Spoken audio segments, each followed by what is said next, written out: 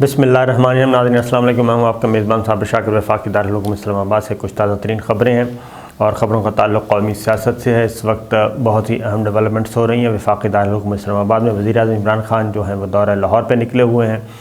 वहाँ पे उनकी मुलाकात हुई है गवर्नर पंजाब से, CM पंजाब से उस्मान बुज़दार साहब से। लेकिन कुछ ख़बरें ज़रा पहले डिस्कस कर लें कि नंबर 1 ये कि वज़ीर आला पंजाब उस्मान बुज़दार साहब को तब्दील करने के लिए वज़ीर-ए-आज़म इमरान खान तैयार हो गए हैं और उन्होंने ये इंदिया दे दिया है और 5 रुकनी कमेटी बना दी है जो कि आइंदा का वज़ीर आला का इंतखाब वज़ीर आला के नाम को फ़ाइनल करेगी।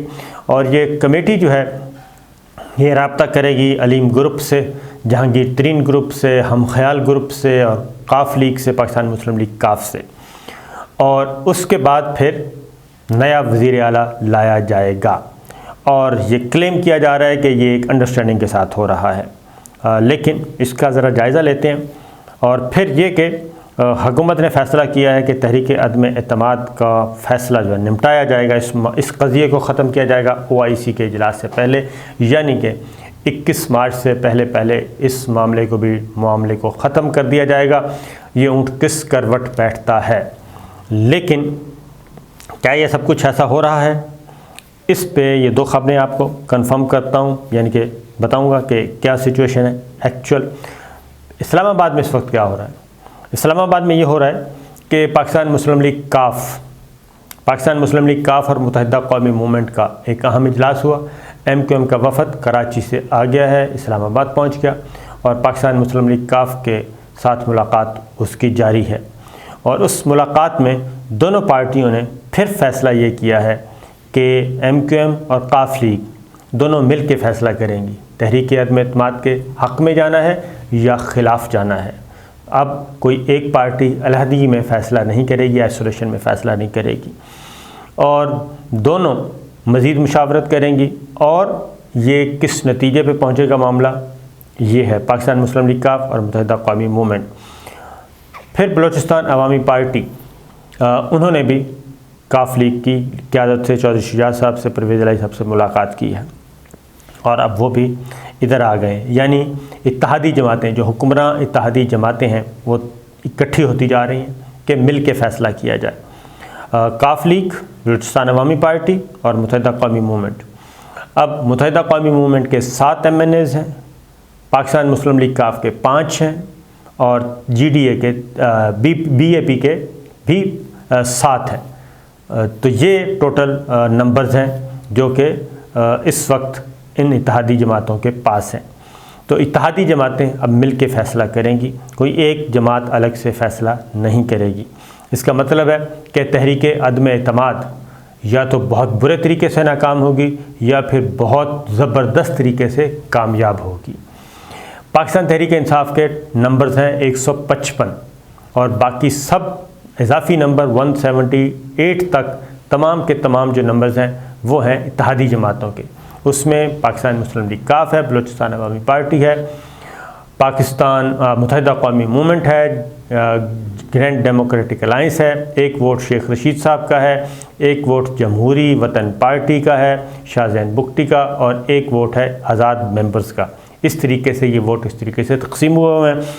अब ये तमाम के तमाम अब 155 पाकिस्तान तहरीक इंसाफ एक साइड पे रख के बाकी इत्तेहादी जमातें वो हैं हुक्मरान इत्तेहाद में शामिल जमातें, वो एक फोरम पे इकट्ठे हो रही हैं और उनकी डिमांड भी इकट्ठी ही आएगी। नंबर 1 जाम कमाल साहब बलूचिस्तान अवामी पार्टी के वज़ीर आला पंजाब उस्मान बुज़दार, वज़ीर आला बलूचिस्तान जाम कमाल साहब एक्स, जिनको हटाया गया था और बज़ंजो साहब को लाया गया था, तो वो भी बलूचिस्तान इस्लामाबाद में मौजूद हैं और वो भी इस बहती गंगा में हाथ धोने के लिए तैयार हैं, बल्कि नहाने के लिए तैयार हैं। और वो कहते हैं कि बलूचिस्तान के वज़ीर आला का भी साथ ही फ़ैसला हो जाए तो ज़्यादा बेहतर है। नंबर आगे बढ़ते हैं, वज़ीर-ए-आज़म इमरान खान से जो मुलाकात चल रही, फिर एक और भी है इवेंट। आज पाकिस्तान मुस्लिम लीग काफ और पाकिस्तान पीपल्स पार्टी दोबारा मिलेंगे और पाकिस्तान पीपल्स पार्टी और मुत्तहिदा कौमी मूवमेंट की भी मुलाकात हुई है। जरदारी साहब से भी मुत्तहिदा कौमी मूवमेंट की मुलाकात हुई है और उसमें अब अगला फर्दर प्लान तैयार किया जा रहा है। क्योंकि ये कज़िया अभी ख़त्म नहीं हुआ और ये आहिस्ता आहिस्ता आगे बढ़ता जा रहा है। और गवर्नमेंट का ख्याल है, गवर्नमेंट की जो स्ट्रेटजी है वो ये है कि पहले पंजाब का मामला जो है वो डिफ्यूज़ किया जाए, यानी उस्मान बुज़दार साहब का। उस्मान बुज़दार साहब के मामले में उन्होंने कमेटी बना दी और कमेटी बनाने के बाद वो ये समझते हैं कि शायद इससे इसका असर मरकज़ में पड़ेगा। अब मामला यहाँ पे रुका हुआ है। वज़ीर-ए-आज़म इमरान खान साहब ये सोचते हैं, बल्कि बातें करते हैं, वो ये कहते हैं कि इस बात की क्या गारंटी है कि उस्मान बुज़दार साहब को मैं तब्दील कर दूँ और यकलख्त तो मरकज़ में तहरीक अदम एतमाद जो है वो नाकाम हो जाएगी और वो उसमें जो है तरीन ग्रुप, अलीम ग्रुप, ये सारे वापस आ जाएंगे और फिर इत्तेहादी जमातें भी मेरे साथ रहेंगी। वो इस मामले में काफ़ी कन्फ्यूजन का शिकार है, क्योंकि इस तरह की कोई चीज़ कैटेगोरिकली कही नहीं जा सकती, बताई नहीं जा सकती।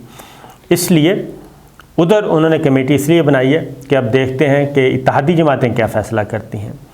और जो मामला किया इन्होंने तरीक़ाकार सोचा है कि हम वज़ीर-ए-आज़म इमरान खान पार्टी चेयरमैन के तौर पे स्पीकर को ख़त लिख देंगे और तमाम अरकान को, पीटीआई के तमाम अरकान को ख़त लिखा जाएगा वज़ीर-ए-आज़म इमरान खान की तरफ से कि ये फ़ैसला किया है पार्टी ने और कि इस जिस दिन वोटिंग होगी तहरीक अदम एतमाद की, उस दिन कोई भी कौमी असम्बली में नहीं आएगा और इजलास में नहीं जाएगा, बल्कि हो सकता है उनको असम्बल किया जाए किसी और जगह पे।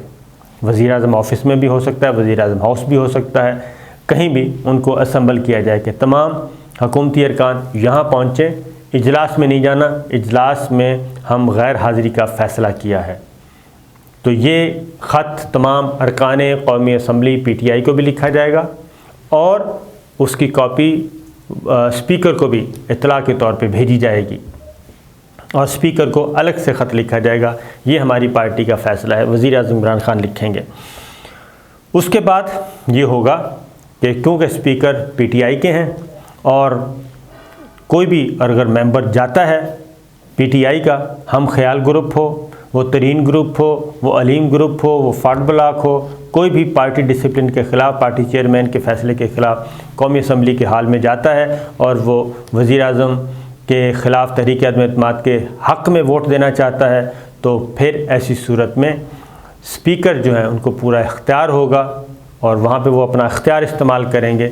ये अलग बहस है कि उसकी आइनी और कानूनी हैसियत क्या होगी, लेकिन वो इख्तियार करेंगे, अपना फ़ैसला, अपना इख्तियार इस्तेमाल करेंगे कि इस मेंबर को पार्टी की मर्ज़ी के बग़ैर ये वोट दे रहा है, लिहाजा इसका वोट अलग। वो सारे के सारे मेंबर्स अलग निकाल के रख दिए जाएंगे और इस तरीके से कहा जाएगा कि भाई 172 तो आपके हैं ही नहीं, ये तो हुकूमती थे, इनको माइनस कर दें और आपका नंबर 172 से कम, तहरीक अदम एतमाद नाकाम।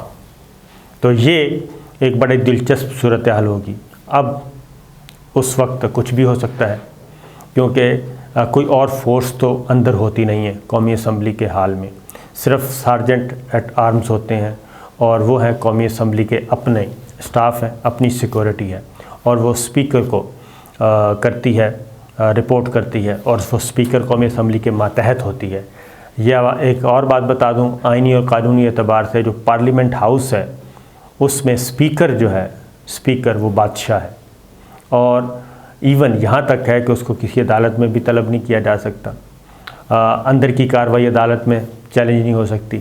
जैसे चेयरमैन सेनेट का इंतखाब हुआ सादिक संजरानी साहब का और उसमें सैयद मुज़फ़्फ़र शाह साहब पार्टी कह रहा हूँ उस दिन इजलास को हेड कर रहे थे, उस सारे बतौर सेनेटर वो चेयरमैन सेनेट की सीट पे बैठ के प्रेजाइडिंग ऑफिसर के तौर पे, तो उन्होंने अनाउंस किया था, उस दिन बहुत शोर मचा कि ये वोट जो हैं कैसे मुस्तरद किए जा रहे हैं, ये कैसे हक़ में दिए जा रहे हैं, इस तरीके से करके। लेकिन उन्होंने अनाउंस किया, इस्लामाबाद हाई कोर्ट में चैलेंज हुआ तो वो एप्लीकेशन डिसमिस कर दी गई थी। तो ये तरीक़ाकार है। अब आते हैं लाहौर में क्या हो रहा है। और लाहौर में वज़ीर-ए-आज़म इमरान खान साहब से हम ख्याल ग्रुप जो है 14 मेंबर्स हैं उसके, गज़नफ़र अब्बास छीना जिनको कहा जाता है, उनके हेड हैं, उन्होंने मुलाकात की है वज़ीर-ए-आज़म इमरान खान से और फिर कुछ अरकान जो हैं वो हाशिम डोगर साहब, आसिफ नकवी साहब जो कि अलीम खान ग्रुप और तरीन ग्रुप के में शामिल हैं, वो भी गए हैं। और ये आसिफ नकवी साहब ने ये कहा है कि मैं तो सिर्फ समझाने गया था तरीन ग्रुप को, अलीम ग्रुप को, कि भाई वज़ीर-ए-आज़म से जाके बात करते हैं, इस तरह ना करें, तो मेरा उनसे कोई ताल्लुक़ नहीं। शमशान बुखारी जो हैं वो कहते हैं मेरा उस ग्रुप से कोई ताल्लुक़ नहीं, तरीन ग्रुप से, बल्कि मैं भी खुद समझाने गया था। तो वो भी आज वज़ीर-ए-आज़म इमरान खान से मुलाकात करने वालों में शामिल थे। और जबकि दूसरी जानिब अलीम ग्रुप के तर्जुमान ने ये बात की है कि ये सब अरकान हमारी मर्ज़ी से और हमारी इजाज़त से मिलने गए हैं। जो भी गया है, हमारा ग्रुप मौजूद है, इंटैक्ट है, और मैं लंदन में हूँ और मुशावरत कर रहा हूँ, और मुशावरत करने के बाद वापस आऊँगा और हतमी फ़ैसला किया जाएगा। इसके साथ एक और भी हुआ है, मामला आगे बढ़ा है, और वो है कि पीर साहब पगाड़ा और पीपल्स पार्टी का रब्ता हुआ है। और वज़ीर आला सिंध, जहाँ वज़ीर आला सिंध सैयद मुराद अली शाह, वो मुलाकात करेंगे पीर साहब पगाड़ा से। ये बात ज़हन में रखिए, पीर साहब पगाड़ा ने वज़ीर-ए-आज़म इमरान खान साहब से मुलाकात नहीं की थी। और आज़ाद जम्मू कश्मीर भी मैदान में आ गई है, और उन्होंने भी वज़ीर-ए-आज़म इमरान खान के हक़ में करारदाद मंजूर की है। आगे जो कुछ हो रहा है वो ये है कि तहरीक अदम एतमाद पे प्रोसेस शुरू हो चुका है, कार्रवाई शुरू हो चुकी है, और उसमें अब स्पीकर सेक्रेटेरिएट जो है कौमी असम्बली का अब फ़र्दन हर मेंबर की तस्दीक कर रहा है, उसके दस्तखतों की तस्दीक कर रहा है कि वाक़तन जो तहरीक अदम एतमाद पे दस्तखत हैं मुतल्लिका मेंबर्स के हैं या नहीं हैं, उनसे रब्ता की सूरत पैदा की जा रही है। जो भी है प्रोसीजर उसको अडॉप्ट किया जा रहा है, और फ़र्दन वेरीफ़ाई किया जा रहा है कि जो तहरीक अदम एतमाद सबमिट हुई है वो उस पर तमाम अरकान जो कि दर्ज हैं उनके ओरिजिनल दस्तखत हैं, अपनी मर्ज़ी से उन्होंने दस्तखत किए हैं।